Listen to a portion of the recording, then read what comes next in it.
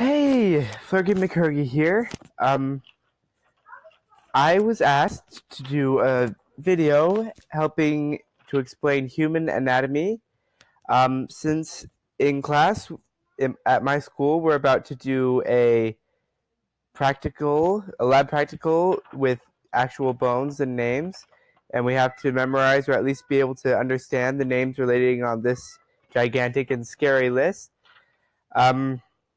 So I'm going to make a relevant video. This is for my peeps at Lincoln High. This is Unit 2. Feel free to share this video if you found it helpful. Feel free to like this video if you liked it. If you want to see more like this or want to check out my channel, feel free to subscribe. If you have anything to say about my video or videos that you think I should make in the future, please comment below. And without further ado, let's begin. So, first, let's focus on the axial skeleton. That's all this in here without the girdles or the limbs. So I am currently using Biodigital, a very lovely human anatomy program. I totally recommend it for anyone studying human anatomy in any way. It's free to use and it's complete. It's very, very, very helpful. So I'm just going to remove. You have the options to turn on and off bits of what it's showing you. So I'm going to turn off everything but the axial area. All right, this is the axial skeleton. It's called the axial skeleton because it's on the axis of the body. It's just, the head, torso, and most of the spine. So a big part of knowing anatomy is being able to name things. So I'm going to go over the names of particular bones, and if you've studied anatomical relation adjectives, that's really helpful and really important. So, and bone structures are also going to be essential. So I'm going to zoom in, focusing on the frontal bone.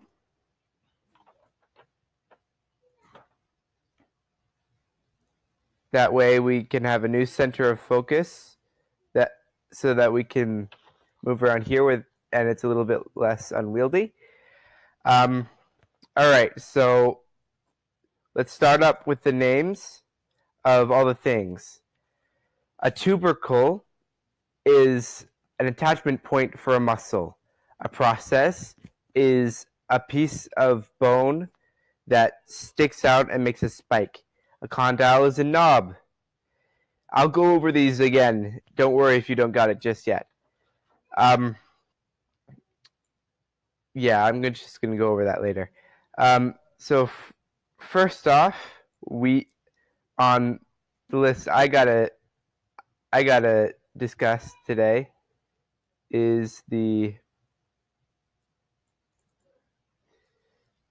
are the sutures. So a great way to remember the names of the sutures are their relative cuts. So a coronal dissective cut is like just right here, just as if I took a giant knife, cut me in half this way. So the coronal suture is right here. Remember, suture lines are where flat bones meet together and just kind of make this gritty, squiggly line. Because remember, flat bones form at one point and just kind of spread. So the same way to remember the sagittal suture is the mid-sagittal line is right here. If you were to make a sagittal dissection, it would be a giant cut down this way. So that's the sagittal suture. A little bit trickier, but but relatively easy to locate, are the squamous and, this is unwieldy, rhomboid sutures. So the rhomboid is between the parietal bones and the occipital bone, and the squamous is between either temporal bone and parietal bone. So the left squamous suture would be over here, and the right over there, respectively. The right over there, respectively. So now we're going to start getting into to technicalities. This is the frontal bone.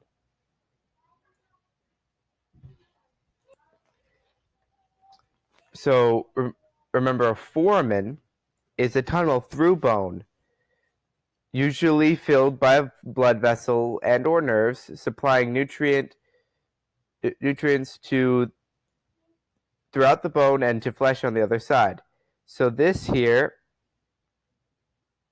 is a foramen. It's a little tunnel going through the frontal bone, and if it's on the frontal, and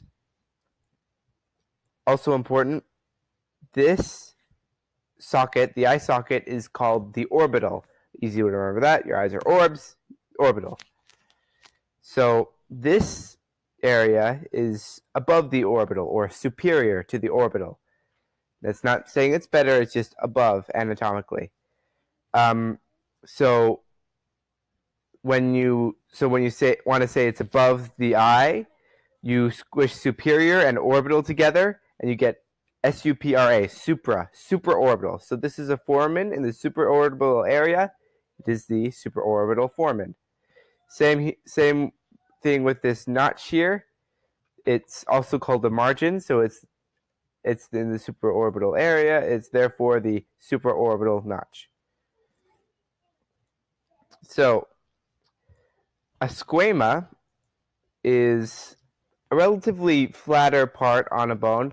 Remember, a facet, however, is a very flat part. Like, it actually cuts off. Like, what's a good facet? Not here. So on your spine, see where it connects to your ribs? It's flat where it connects to your ribs, and it's right there. It's that so flat you call it a facet. However, squama is right. This is the frontal squama right here. This area that is right above the bridge of your nose. Squama is a relatively flat area on a flat bone. It's not completely flat, but it's flattish. So yeah, orbital area, etc. The parietal bones are also like the frontal bone. Frontal bone is on your face, on the front of your skull. Parietal bone is on the parius, or Latin for top. This is the left and right parietals, respectively. And the occipital bone is kind of weird because it's more named for relation to the function of the brain part behind it. Oculus is Latin for eyesight or vision. This bone right here is this webcam is weird. This bone right here protects the occipital lobe, which processes vision. So, yep, that's the occipital lobe. So, there are two things you need to be able to identify majorly when you talk about the occipital. When you talk about the occipital bone, you need to remember that this gigantic hole that goes straight through it, which is formed by makes room for the spinal cord as it swells as it enters the brain, is the biggest foramen in the entire human skeleton, and thusly it is called the foramen magnum. Magnum is Latinish for, it's sort of Latin for biggest. So foramen magnum, biggest foramen ever. So I'm going to go into X-ray. No, wait. I shouldn't need to, but you know what? I'm going to go into X-ray mode real quick so that we can see the entirety without all the other bones in the way. This here, the spike that joins to the rest of the face, that's called the basilar part. It connects. It's the base of the occipital bone. It's the basilar part. Now,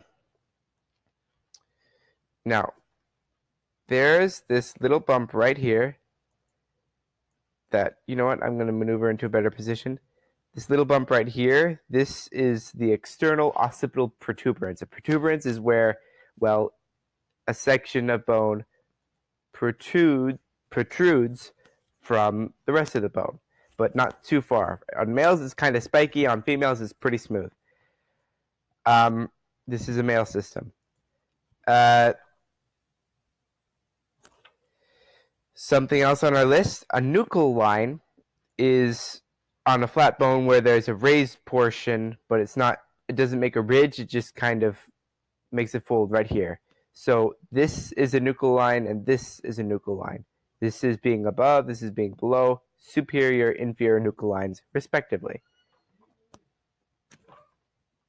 Now, I already mentioned a condyle is a knobby protuberance, not necessarily a protuberance, but a knobby part on a bone. So this is a condyle. It's on the occipital bone. Therefore, it is the occipital condyle. You'll see lots and lots of condyles on the bones. Next, we have the temporal bone. The temporal bone has three major processes. A process, plural processes, is a piece of bone that sticks straight out and makes a spike. We have three here. Let me X this out real quick. We have three here. This one, and this one. This really thin, spiky one that connects to your tongue and a little bit of your face muscles is called the styloid process. This one is the mastoid process. It connects to your jaws. This one is just called the temporal process. It connects to your zygomatic bones, which are your cheekbones, and the zygomatic bones also have a zygomatic process. See right here, this spike of bone right here that connects to the temporal process. And together they make the zygomatic arch. So you'll notice in the temporal bone, which remember is right here at your temple, there's this little hole right here. That is the tympanic cavity. It's for your ear bones and stuff so that it can go from your ear into your brain. Way to remember this is vibration is tympany. Your ear carries vibrations, therefore it is the tympanic cavity. All right, next up. Okay, we're done with the brain case bones.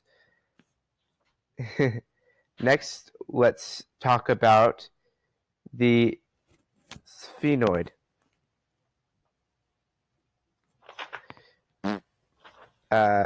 Yeah. Sphenoid.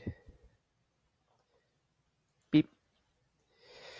So I had to stay in X-ray mode because it's really hard to see this with any bones in the way. But this is arguably one of the most important bones in your face because it holds them all together. Because it holds them all together, it's often called the keystone of the skull. A keystone is, in an arch, a keystone is the one in the middle at the very top. Sometimes decorated, sometimes not. What happens if you remove the keystone? It falls. The arch falls. It just collapses. So likewise, without the sphenoid bone, our face would literally fall apart into a bunch of different pieces. Next we have, I'm going to stay in X-ray mode for this one too. the ethmoid. It's right in front of the sphenoid. It separates your nose and your brain cavity, and it allows for, it helps you make sense, make scent. This little bone is arguably the smallest bone in your face. It's the vomer. It just keeps your nasal cavities separate. Next, we're going to talk about the maxilla. That's this lovely bone right here. So, see these two foramen? These are below the orbital areas, or inferior, not lesser than, just below. They're foramen, so they're the infraorbital foramen. Your palatine process on your so your maxilla is basically the lower half of the upper half of your face, from your cheekbones to your top jaw, to your top row of teeth. Remember, this is a spike of bone coming out of it. So remember, a process is named for either what it articulates with or what it's from. This one actually articulates with the palatine bone. It forms the very, very top. The palatine bone forms the very, very top portion of your mouth, and these two spikes articulate with that. So here's hoping some of you already know this, but we gotta talk about your teeth. Maxillary teeth. These are your teeth. You eat with them, chew with them, and you're hopefully very attached to them. So on top and bottom, the four front teeth are called incisors. They just slice. This spiky one is called a canine. It impales. These back three on top and bottom are called molars. They crush and grind. And this is where most people don't know, but these are called your premolars. These kind of pointy half molars. They're before your molars. They're your premolars. See how they cusp a little? They still grind. Next, we need to talk about your mandible. This is your mandible. Likewise, you chew with this. Hopefully, you're very attached to it as well. The mandible is peculiar in that it has one of the most obvious notches in your body. This is a notch. It's where we have a cupping of bone around an empty space. It's a notch on the mandible, therefore it is the mandibular notch. I told you that you would see lots of condyles. See this knobby protuberance at the end of a process? This too is a condyle. It's a condyle on your mandible, therefore it's your mandibular condyle. Now, this one's weird. This process right here, it lines up with your coronal line. So that's how I remember that it's the coronal process. Remember, a process is a spike of bone that just kind of juts out. This is your... So technically, your mandible is formed of three bones that were more obvious when you were a fetus. These two are your mandibles, and this is your mental bone. No, wait, no. These two are your mandible bone. This is your mandible, and these two things are your ramus. These two are foramen on your mandible. Therefore, they're your mandibular foramen. We also need to know the mental foramen, and that's, if I'm correct, should be right here. It's hard to get it on 3D because it's so tiny, but it should be right about here. I could be wrong. Feel free to look that up on your own time. All right, we already discussed the zygomatic bone. I'm just going to show you where some more cranial bones are, and then we'll move on to the rest of the axis. How am I doing for time? Yeesh. Okay. So we know the zygomatic. I'm going to show you the palatine real quick. That's your palatine. See how it articulates with your maxilla. And it forms part of the roof of your mouth. Ugh. This is... No. No. No. Am I still recording? I'm still recording. Yay, still live. I did not mean to do that. Okay.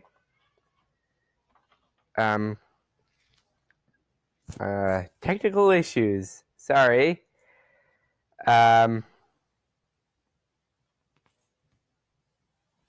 So remember bio whatever. This is, I was on the male skeletal system. Not sexist, I promise. That's just, I'm a little bit more familiar with it.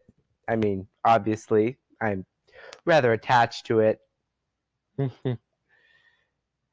right, so let's see. So the palatine, you can see, I was trying to show you how the palatine bone helps you form the roof of your mouth. The nasal bone forms the bridge of your nose. It's right here. It's right here. And then we have, I already showed you the vomer. Now the nasal concha.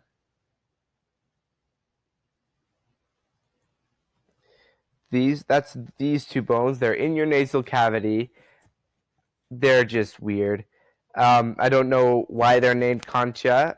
Probably Mr. Wardlaw, our teacher, does, but I couldn't tell you. Feel free to look that up on your own time. And now we start exiting the skull. This is your hyoid. It's also your voice box bone. It's literally right above, under your jaw. It's this bone right here. You feel it right there. It helps you control your tongue and your voice box.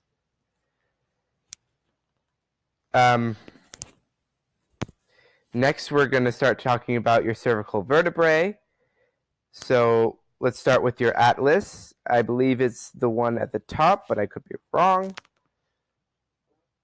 Yep, it's the one at the top. It's the one right under that foramen magnum, like I said.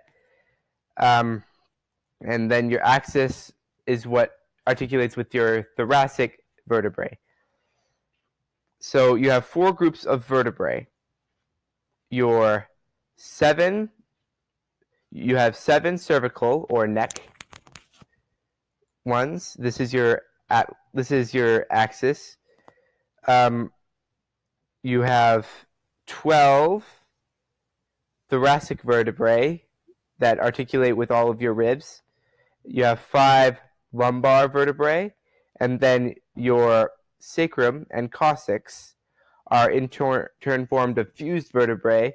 The sacrum is made of 5, the coccyx is made of 3. All right, so we're going to look at a vertebrae. Let's pick a lumbar vertebra, and let's go into X-ray mode so that we can talk about the parts of a vertebrae. So, this is the body of a vertebrae. It's the big portion. This is the transverse foramen allows for your it allows for this. It allows for your spinal cord to go through it. This is your in your other, on all of your vertebrae, you have all these transverse processes that help protect it from external stuff. On your thoracic vertebrae, we also have facets. Remember how I said a facet is a flat spot on a bone? These are your costal facets. Right here, this is your costal facet. This is a costal demifacet. It kind of only sort of connects to a rib. Your articular facets are, so you see how they articulate with one another. I'm going to get out of X-ray mode so you can see that. You see how your vertebrae articulate with one another? So each one has an inferior, an inferior and superior facet where they articulate with one another. Remember, superior is above, inferior is below. So your spinous processes are here, your transverse processes are here. Your neural arch is formed of, I'm going to go back into X-ray mode so you can see this. Your neural arch is formed of these two structures connecting each other. And that's it for your major vertebrae. We're gonna take a second to talk about the sacrum. So you see all these holes in your sacrum? Those are foramen, plural, foramina. They're on the back. Remember in your anatomy terms, back is dorsal. So these are your dorsal sacral foramina. Your hiatus is something I forget. Your sacroiliac joint is also something I forget. So we're going to see that real quick. So your hiatus, what? Okay, sacrum.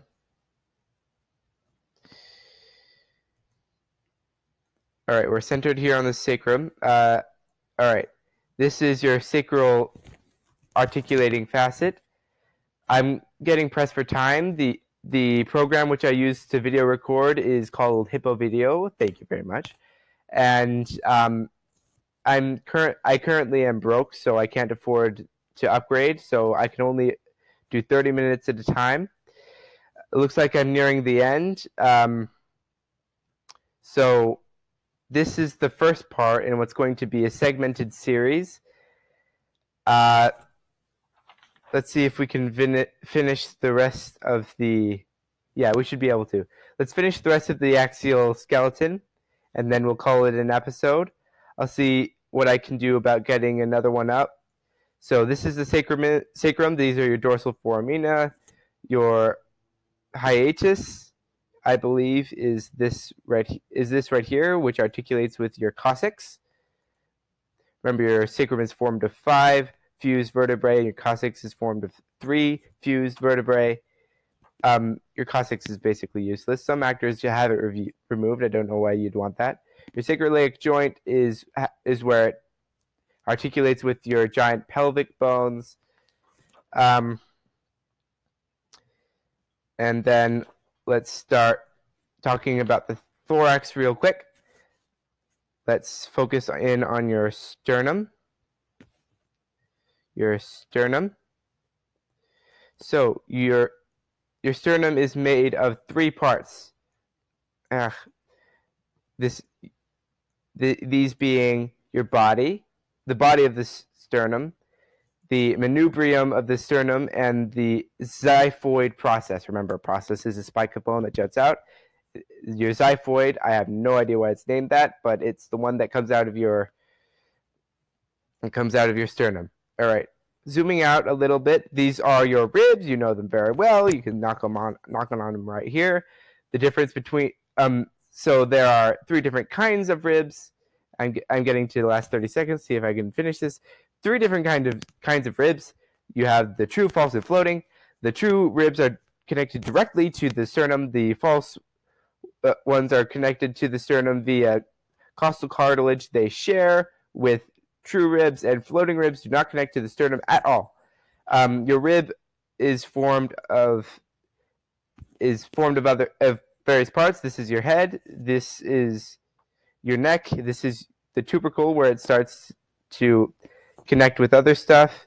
Your costal cartilage is where it connects to the